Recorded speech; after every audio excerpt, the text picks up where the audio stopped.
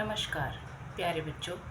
हिंदी मेरी मातृभाषा मेरा अभिमान में आपका पुनः स्वागत है। आज हम संदेह पाठ को जयशंकर प्रसाद द्वारा रचित जो पाठ है संदेह, उसे हम कंटिन्यू करेंगे, आगे करेंगे।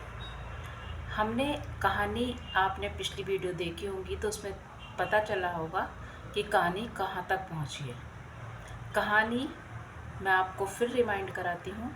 कहानी पहुँची है जब राम निहाल अपने कमरे में बैठा हुआ रो रहा है और श्यामा उसके कमरे में आती है और वो छोटी बच्ची को, किशोरी को बाहर भेज देती है और राम निहाल क्यों रो रहा है यह बात जानने के लिए वह चटाई खींचकर उसके पास कमरे में बैठ जाती है। अब हम इससे आगे पढ़ते हैं। राम निहाल कहने लगा, श्यामा, तुम्हारा कठोर व्रत वैदव्य का आदर्श देखकर मेरे हृदय में विश्वास हुआ। वैदव्य मीनिंग समझते होंगे आप। वैदव्य का अर्थ होता है जिस स्त्री का पति मर गया, अर्थात विधवापन। वो श्यामा, इस लाइन से हमें यह पता चलता है कि श्यामा एक स्त्री है जिसका पति नहीं है, विधवा है, और वो उस छोटी सी आयु में उसने अपनी सारी इच्छाओं को ख़त्म कर दिया है। वो कहता है, तुम्हारा कठोर व्रत और वैधव्य का आदर्श देखकर मेरे हृदय में विश्वास हुआ कि मनुष्य अपनी वासनाओं का दमन कर सकता है, किंतु तुम्हारा अवलंब बड़ा दृढ़ है। अवलंब बड़ा दृढ़ है मतलब तुम दूसरों का सहारा बन के खड़ी हुई हो, ना कि तुम्हें किसी सहारे की ज़रूरत है, बल्कि एक ऐसी कमज़ोर स्त्री, असहाय स्त्री जो समाज में मान ली जाती है कि जिस स्त्री का पति नहीं है वो असहाय हो चुकी है, उसे दूसरों का सहारा चाहिए। यहाँ उस बात को नेगलेक्ट किया गया है कि श्यामा खुद में बहुत दृढ़ चरित्र वाली है, बहुत छोटी सी आयु में विधवा हो गई है, फिर भी वो दूसरों के लिए सहारा बन के खड़ी हुई है। तुम्हारा अवलंब बड़ा दृढ़ है। तुम्हारे सामने बालकों का झुंड हंसता खेलता, लड़ता और झगड़ता है, और तुमने जैसे बहुत सी देव प्रतिमाएं श्रृंगार से सजाकर हृदय की कोठरी को मंदिर बना दिया है। अर्थात वो कहता है कि तुम्हारे सामने कितने ही बच्चों का झुंड खेलता है, कितने ही बच्चे तुम्हारे आसपास घूमते हैं, लेकिन तुम्हारा मन कभी भी विचलित नहीं होता। तुमने अपने हृदय को एक मंदिर की तरह बना लिया है, उसमें सारे ईश्वर की मूर्ति समा ली हैं। तुम्हारा शरीर खुद एक सुंदर मंदिर बन चुका है। अर्थात तुम्हारे इस शरीर में इच्छाएं कुछ नहीं है, इच्छाएं खत्म हो चुकी हैं। उस शरीर को कहा जाता है कि वो मंदिर बन चुका है। जब हमारी मनुष्यों की इच्छाएं खत्म हो जाएं, ऐसा पॉसिबल नहीं होता ना, इच्छाएं मनुष्य की हमेशा बनी रहती हैं। तो जिस मनुष्य की इच्छाएं खत्म हो जाएं, छोटी सी आयु में, बहुत छोटी सी आयु में 20-22 साल की वो लड़की होगी और उसका पति मर गया है, विधवा है, और फिर भी उसका मन किसी भी चीज़ के लिए लालायित नहीं होता। वो अपना साधारण जीवन जी रही है, बच्चे उसके सामने खेलते हैं, उस पर कोई फ़र्क नहीं पड़ता, उसका कोई मन नहीं ललचाता। फिर वो कहता है, किंतु मुझको वह कहाँ मिलता, लेकिन जैसा तुम दृढ़ बनी हुई हो ऐसा मैं कैसे बन सकता था, मैं कैसे बन जाऊँ। भारत के भिन्न भिन्न प्रदेशों में छोटा मोटा व्यवसाय, नौकरी और पेट पालने की सुविधाओं को खोजता हुआ जब मैं तुम्हारे घर आया तो मुझे विश्वास हुआ कि मैंने घर पाया। अब सीधी सी बात यहाँ पर पता चल रही है कि वो श्यामा को बटरिंग कर रहा है, मक्खन लगा रहा है कि मैं अपने, उसका वास्तव में राम निहाल का कोई नहीं है, वो छोटी मोटी नौकरियाँ करता है, केवल उसका उद्देश्य केवल अपना जीवन चलाना था, और जगह जगह वो अलग अलग शहरों में नौकरियाँ करता था। अब वो नौकरी की तलाश में यहाँ आया था और श्यामा के घर उसे किराए पर रहने के लिए घर मिला था, तो वो श्यामा के घर में रह रहा है और उसी को उसने अपना घर मान लिया है। अब उसे लगा है कि ये मेरा घर हो चुका है। जब तुम्हारे घर में आया तो मुझे विश्वास हुआ कि मैंने घर पाया। मैं जब से संसार को जानने लगा तभी से मैं गृहहीन था। गृहहीन मतलब कोई घर बार उसका नहीं था। जब से उसने संसार में जन्म लिया तब से उसने अपने आप को गृहहीन देखा है, अर्थात उसका कोई नहीं है। मेरा संदूक और ये थोड़े से सामान जो मेरे उत्तराधिकारी का अंश था। उत्तराधिकारी किसे बोलते हैं? उत्तराधिकारी बोलते हैं किसी वस्तु का जो होने वाला वंश होता है उसे उत्तराधिकारी बोलते हैं, मतलब मालिक। सीधे से शब्दों में अगर बात की जाए तो मालिक उत्तराधिकारी कहलाता है। तो वो कहता है बस मेरे पास कुछ बहुत नहीं था, एक छोटा सा ये संदूक और इसमें थोड़ी सी जो वस्तुएं पड़ी हैं वो मेरे अंडर में थी। अपनी पीठ पर लादे हुए घूमता रहता था, कहीं कहीं भी घूमता रहता था वो सामान को उठाकर, ठीक उसी तरह जैसे कंजर अपनी गृहस्थी टट्टू पर लादे हुए घूमता है। कंजर एक शब्द आया है यहाँ पर, एक जाति होती है कंजर। तुमने देखा होगा बच्चों कि जैसे सड़कों पर कई बार देखा होगा ऐसे कि सड़कों पर ही लोग रहते हैं, सड़कों के किनारे, वहीं पर वो अपना जीवन यापन करते हैं, वहीं पर उनके शादी विवाह हो जाते हैं, वहीं उनके बच्चों का जन्म हो जाता है, वहीं सब कुछ हो जाता है, वो कहलाते हैं कंजर। और फिर वो वहाँ से कुछ दिन ठहरते हैं उस सड़क के किनारे, फिर कहीं और चल देते हैं, वो कहलाते हैं। तो वो कहते हैं उनकी तरह मैं अपनी गृहस्थी को टट्टू पर लादे घूमता था। टट्टू एक गधे की प्रजाति होती है, उसे बोलते हैं। तो अपने आप को उसने टट्टू बोला है राम निहाल ने, कि मैं अपनी पीठ पर अपना सामान लाद कर घूमता रहता था। जहाँ तक समझ में आई होगी डेफिनेटली। अगर कोई भी प्रश्न है तो आप पूछ सकते हैं, कमेंट करें, पूछें, जैसे भी आपको लगता है सुटेबल, व्हाट्सएप करें, जैसा भी आपका मन करता है। अब आगे चलते हैं। वो कहता है मैं चतुर था, इतना चतुर जितना मनुष्य को ना होना चाहिए। अर्थात वो अपने आप को समझता है कि मैं बहुत ज़्यादा चतुर था, लेकिन अत्यधिक चतुराई, कहते भी हैं ना कि चतुर व्यक्ति को भगवान नहीं मिलते।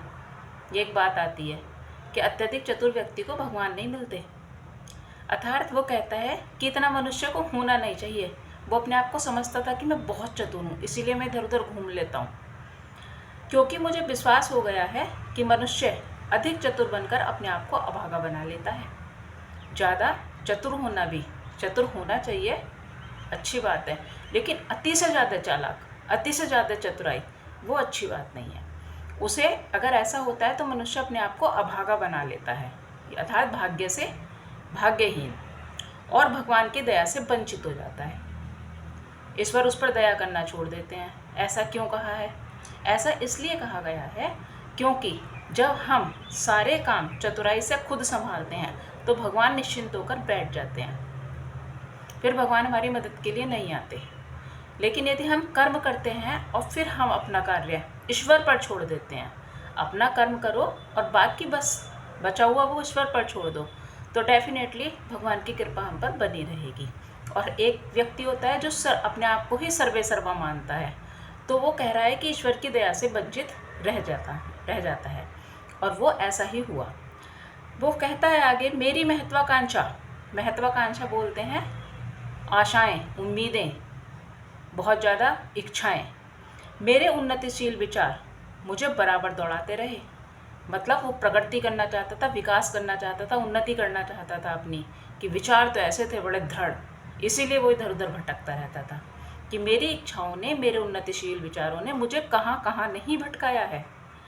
मैं अपनी कुशलता से अपने भाग्य को धोखा देता रहा। अब वो भाग्य कह रहा है कि भाग्य से मैं धोखा, मैंने अपने भाग्य को, मेरे भाग्य में था भी नहीं, वो मैंने प्राप्त करने की कोशिश की है। अर्थात मैंने अपने आप को, अपने भाग्य को धोखा दिया है अपनी चतुराई से। यह भी मेरा पेट भर देता था। अर्थात उसे अभी जीवन में ऐसी कोई समस्या नहीं आई थी, वो अपना पेट भरने लायक काफ़ी कमा लेता था। कभी कभी मुझे ऐसा मालूम होता कि यह दांव बैठा कि मैं अपने आप पर विजयी हुआ और मैं सुखी होकर, संतुष्ट होकर चैन से संसार के एक कोने में बैठ जाऊंगा, किंतु वह मृगमरीचिका थी। मृगमरीचिका, मृग मतलब होता है हिरन, मरीचिका होती है मृग की जो इच्छा होती है, मृगमरीचिका। एक कहते हैं मृग के नाभि में कस्तूरी नामक एक वस्तु होती है जो उसको इधर उधर दौड़ाती रहती है। मृग को खुशबू आती रहती है अपने अंदर से ही, अपनी नाभि से ही, और वो सोचता है कि वो खुशबू बाहर आ रही है, तो वो तृप्त नहीं हो पाता। तो मृगमरीचि का एक दूसरा उदाहरण ये भी है कि जब मृग को प्यास लगती है और वो दौड़ता है पानी की तलाश में, तो रेतीले रेतीले जगह में, रेत में, रेगिस्तान में जब सूर्य की किरणें रेत पर पड़ती हैं तो वहाँ पानी दिखाई देने लगता है कि शायद पानी है, और वो उसको पीने के लिए दौड़ता है। लेकिन वहाँ तक जब पहुँचता है तो वहाँ कुछ होता ही नहीं रेत के अलावा। अर्थात मृगमरीचिका उसे कहा गया है जो इच्छाएं कभी ना पूरी होने वाली हों, जो इच्छाएं कभी ना पूरी होने वाली हों वो कहलाती हैं मृगमरीचिका। तो वो कहता है कि मैंने हमेशा सोचता था कि मैं अब सफल हो जाऊंगा, अब अपने आप पर विजयी हो जाऊंगा, पर ऐसा कभी नहीं हुआ। वो चाहता था कि मैं संतुष्ट हो जाऊं, सुखी हो जाऊं, एक अच्छा घर बना लूं, एक कोने में बैठ जाऊं, पर ऐसा मेरे साथ कभी नहीं हुआ। आगे चलते हैं। मैं जिनके यहाँ नौकरी अब तक करता रहा। अब ये सारी बातें श्यामा बड़े आराम से सुन रही है, लेकिन अभी तक उसने कोई भी काम की ऐसी कोई बात नहीं बताई है कि जो उसे ये लगने लगे कि हाँ वो रो क्यों रहा है। इतनी देर से वो स्टोरी सुना रहा है, इतनी कहानी सुना रहा है, श्यामा केवल ये जानना चाह रही है कि वो क्यों रो रहा है यहाँ से जाते हुए, वो नहीं बता रहा है। इतनी लंबी कहानी सुना दी है, अभी और आगे सुनो। और श्यामा बड़ी धैर्यपूर्वक उसकी बातें सुन रही है। यह उसकी मैच्योरिटी है, समझदारी है श्यामा की। श्यामा सबसे मजबूत करैक्टर है इस कहानी का, सबसे महत्वपूर्ण करैक्टर है। और कैसे वो अपने दृढ़ अटल विश्वास से, अपने अटल करैक्टर से, चरित्र से वो इस कहानी का एक अवलंब बन के खड़ी हुई है। अब इससे आगे चलते हैं। वो कहता है मैं जिनके यहाँ नौकरी अब तक करता रहा वे लोग भी बड़े सुशिक्षित और सज्जन हैं। वे लोग भी बड़े सुशिक्षित और सज्जन हैं। जहाँ जहाँ भी मैंने नौकरी की है वे लोग भी बहुत अच्छे थे, मुझे मानते भी बहुत हैं। तुम्हारे यहाँ घर का सा सुख है, किंतु यह सब मुझे छोड़ना पड़ेगा ही। इतनी बात कहकर रामनिहाल चुप हो गया कि अब ये मुझे सब कुछ छोड़ना पड़ेगा। ये वाली बात वो कह रहा है कि मुझे तुम्हारे घर आके बड़ा जो सुख मिला था, लेकिन अब मुझे छोड़कर जाना पड़ेगा। और इतना कह के वो चुप हो गया और रो रहा है, वही उसकी दशा बनी हुई है। अब श्यामा क्या कहती है सुनिए। तो तुम काम की एक बात ना कहोगे। अब वो कहती है इतनी लंबी तुमने कहानी सुना दी, लेकिन अभी तक काम की कोई बात नहीं निकली है, व्यर्थी इतनी। अभी वो इतनी और आगे बोलती, उसे रोक दिया। श्यामा अभी और कुछ और कहना चाहती थी कि उसे रोककर रामनिहाल कहने लगा तुमको मैं अपना शुभचिंतक मित्र और रक्षक समझता हूँ, कि तुम मेरी सच्ची मित्र हो, तुम मेरी शुभचिंतक हो, तुम मेरे विषय में अच्छा सोचती हो, हमेशा मेरी भलाई चाहती हो, मेरी रक्षक हो, अर्थात मेरी रक्षा भी तुम्हारे द्वारा होती है। फिर तुमसे ना कहूँगा तो यह भार कब तक ढोता रहूँगा, अर्थात मुझे अभी तुमसे और बात करनी है, तुमसे ये बात बतानी है। फिर तुमसे ना कहूँगा तो ये भार कब तक ढोता रहूँगा। लो सुनो, यह चैत है ना, चैत, चैत होता है हिंदी का मंथ जो अभी चल रहा है फिलहाल, नया साल लगा है हिंदू नववर्ष के अनुसार, तो चैत्र बोलते हैं इसको। चैत है ना, हाँ ठीक। वो कहता है हाँ ठीक, अब ये चैत है। कार्तिक की पूर्णिमा थी। कार्तिक आता है बच्चों नवंबर के महीने में, जब गंगा स्नान का मेला लगता है। गंगा स्नान कार्तिक के महीने में आता है। तो कहा है कि कार्तिक की पूर्णिमा अर्थात गंगा स्नान का, ठीक गंगा स्नान का दिन था। अब से 4 महीने पहले की वो बात लगभग बता रहा है, 4-5 महीने की पहले की बात। कार्तिक की पूर्णिमा थी। मैं कामकाज से छुट्टी पाकर संध्या की शोभा देखने के लिए दशाश्वमेध घाट पर जाने के लिए तैयार था। ये एक घाट का नाम आया है, वहाँ है बनारस, काशी, वहाँ पर है ये।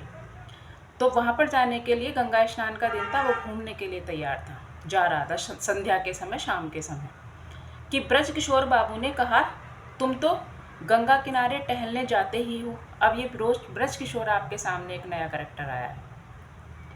ब्रज किशोर वह व्यक्ति है जिसके यहाँ रामनिहाल 5-6 महीने काम करता था। 5-6 महीने पहले की जो कथा सुना रहा है वहाँ पर ये ब्रज किशोर के यहाँ पर काम करता था। तो ब्रज किशोर ने उसको टोक कर बोला कि तुम तो गंगा किनारे टहलने जाते ही हो। आज मेरे एक संबंधी आ गए हैं, संबंधी मतलब रिश्तेदार, संबंधी आ गए हैं, इन्हें भी एक बजरे पर बैठाकर घुमाते आओ। बजरे, अब बजरा क्या होता है? बजरा बोलते हैं बेटा नाव। नाव पर घुमाकर मतलब वो अपने संबंधियों को कहता है कि मेरे संबंधियों को भी ले जाओ, रिश्तेदारों को भी ले जाओ अपने साथ और इन्हें भी नाव पर घुमा देना।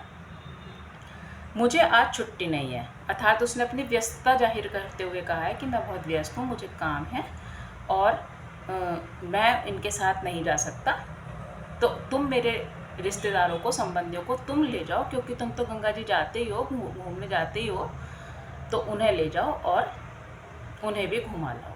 तो मुझे लगता है आपको यहाँ तक कहानी स्पष्ट हुई होगी। अगर कोई भी संदेह है, संदेह कहानी में आपको कोई संदेह आता है तो आप पूछ सकते हैं, बिना किसी हिचकिचाहट के, बिना किसी डर के, बिना किसी भय के आप अपने प्रश्न सामने रख सकते हैं। ठीक है, और कुछ ऐसा लगता है आपको कि ये समझ में नहीं आया तो दोबारा पूछें। ठीक है, और फिर मिलते हैं हम नेक्स्ट वीडियो में। धन्यवाद।